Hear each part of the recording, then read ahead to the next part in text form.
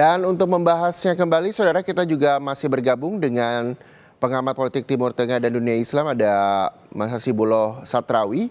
Mas Hasibuloh, ini baru saja kita tahu kemarin bahwa Tiongkok telah memberikan mengakui Palestina sebagai negara, di mana sebelumnya juga sudah ada 3 negara Eropa yang juga telah mendukung negara Palestina dan mengecam tindakan Israel sebagai kejahatan kemanusiaan. Anda melihatnya seperti apa ketika banyak sekali negara-negara yang dengan jumlah penduduk cukup banyak, begitu seperti Tiongkok dan 3 negara Eropa lainnya, memberikan dukungan kemerdekaan terhadap Palestina?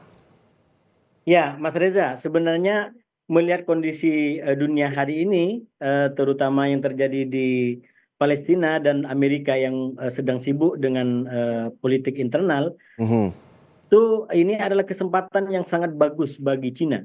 Cina adalah salah satu negara yang paling diuntungkan kalau mau ambil momentum ini untuk semakin mengokohkan dirinya sebagai katakanlah penguasa baru dunia atau Oke. negara yang paling berpengaruh di dunia kalau dia ingin bersaing dengan Amerika. Minimal dalam konteks Timur Tengah sekarang ini. Kenapa?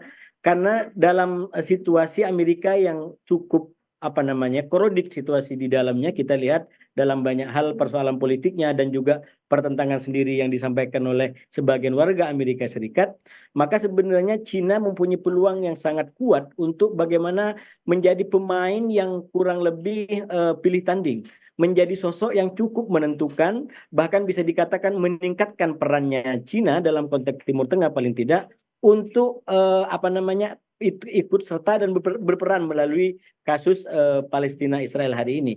Bahkan saya melihat Mas Reza, kalau kita baca sikap Eropa, terutama tiga negara Eropa yang belakangan ini menyatakan dukungannya kepada Palestina, saya melihat pada beberapa bagian ada juga upaya yang mungkin dinilai oleh negara-negara Uni Eropa untuk mengambil kesempatan ini.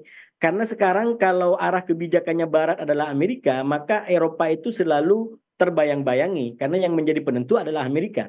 Tapi dengan Eropa mengambil inisiatif, dia bahkan mengakui negara Palestina.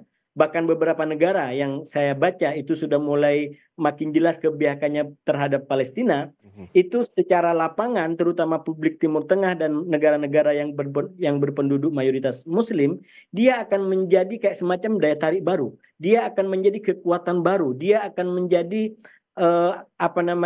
negara baru yang lalu mendapatkan perhatian dan menjadi lebih besar pengaruhnya.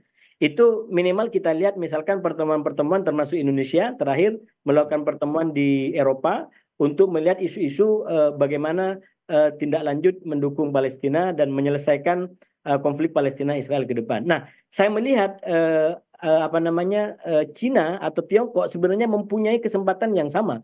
Malah dengan adanya Rusia yang sekarang juga sibuk dengan persoalan internalnya karena dia perang dengan Ukraina, Mhm. ini antara negara-negara yang punya hak veto di Dewan Tetap Keamanan PBB itu berarti otomatis hanya Cina yang atau Tiongkok yang punya peluang paling besar untuk bisa memainkan peran lebih lebih efektif, lebih bermakna dan pada tahapannya dia akan menjadi kayak semacam pemimpin baru Mhm. di dunia ini yang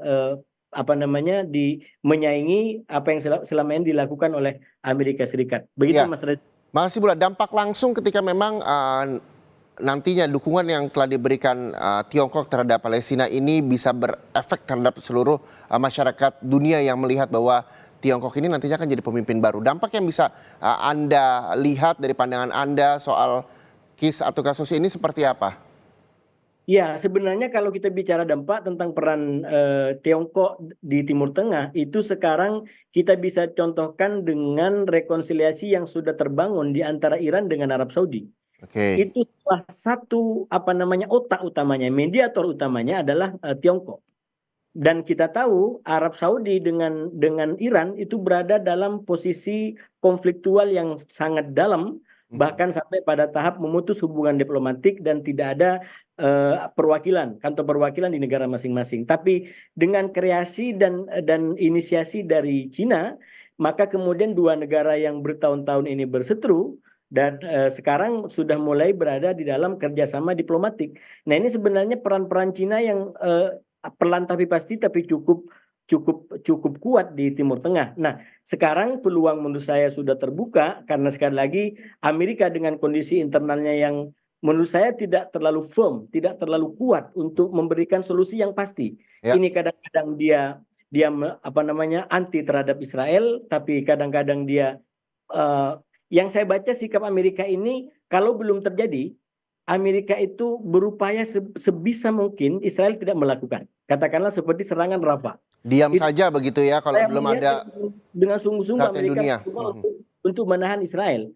Tapi Israel tidak bisa diatur dan dia tetap menyerang. Nah, ketika sudah melakukan penyerangan, Amerika tidak bisa untuk tidak membela Israel. Nah, itulah yang saya lihat dari sikap terakhir Amerika yang pada akhirnya dalam soal Rafah pun itu Amerika mengatakan Israel belum melampaui garis merah. Artinya apa? Ada itikat baik kita akui dari Amerika untuk tidak semakin lanjut perang ini, eskalasi ini, tapi manakala Israel sudah melanjutkan itu, Israel tidak sampai pada tahap mengkritik atau sampai pada tahap menyalahkan, apalagi sampai pada tahap membiarkan Israel katakanlah dihakimi termasuk oleh ketentuan hukum internasional. Itu yang saya bilang situasi internal Amerika yang tidak strong. Karena kalau strong menurut saya Amerika sendiri sudah punya apa namanya komitmen yaitu yang disebut sebagai two state solution, yaitu bagaimana negara Israel dan Palestina bisa berdiri secara berdampingan melalui jalur perundingan. Nah, ini ide khasnya Amerika. Amerika menginginkan Israel dan Palestina itu berdamai tapi melalui jalur perundingan, bukan melalui jalur katakanlah PBB di mana negara-negara mengakui kemerdekaan Palestina. Karena itu kalau berkaitan dengan kemerdekaan Palestina itu kemudian Amerika selalu menggunakan hak veto dan sebagian pihak menganggap bahwa Amerika tidak mendukung Palestina. Padahal sebenarnya yang saya baca Palestina ingin mendukung apa namanya Palestina menjadi negara yang merdeka berdampingan dengan Israel secara damai tapi itu melalui solusi perundingan, melalui cara perundingan yang dilakukan langsung oleh Israel dengan Amerika. Itu kalau ide-ide dan posisi Amerika kita jabarkan lebih leluasa. Nah, sekali lagi itu Amerika, tapi apapun alasannya Amerika, dengan dia tidak begitu intens atau tidak terlalu memberikan solusi yang cepat paling tidak, maka ini peluang bagi Cina, sekali lagi untuk memberikan bahwa Cina punya pengaruh, dan Cina juga punya kemampuan dan bisa untuk bisa mempengaruhi terutama Israel dan para pihak untuk bisa konflik ini betul-betul lebih cepat didapat. Dan saya yakin idenya tidak akan jauh beda, yaitu tentang two state solution di mana Israel dan Palestina itu menjadi sebuah negara yang duduk berdampingan satu sama lain, Mas Reza. Itu Oke. kalau di Cina. Itu yang memang menjadi harapan juga masyarakat begitu ya. Nah, yang juga menjadi perhatian tidak hanya dukungan dari dunia nyata, Mas Hasibulo. Ini adalah dukungan dari dunia maya. Sejumlah selebritas dunia, masyarakat, netizen begitu juga banyak menyerukan dukungannya terhadap Palestina dan hentikan serangan Israel terhadap masyarakat Palestina yang menyerang Rafah terutama dengan banyak tagar all eyes on Rafah, terus juga banyak sekali masyarakat terutama untuk masyarakat Indonesia warga plus 62 begitu netizennya ini juga sempat ramai menyerang akun Instagramnya salah seorang politikus Amerika Serikat Nikki Haley. Anda melihatnya seperti apa fenomena ini?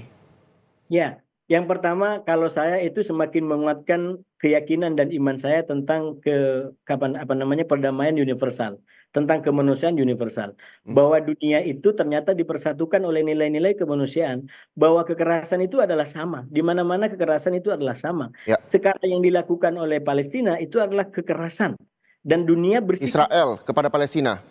Iya, kekerasan yang dialami oleh Palestina itu adalah kekerasan yang ditimpakan atau disebabkan oleh serangan-serangan yang dilakukan oleh Israel. Ya, Jadi itu sekali lagi mencerminkan bahwa kemanusiaan itu adalah bulat, kemanusiaan itu adalah sama Barat dan Timur.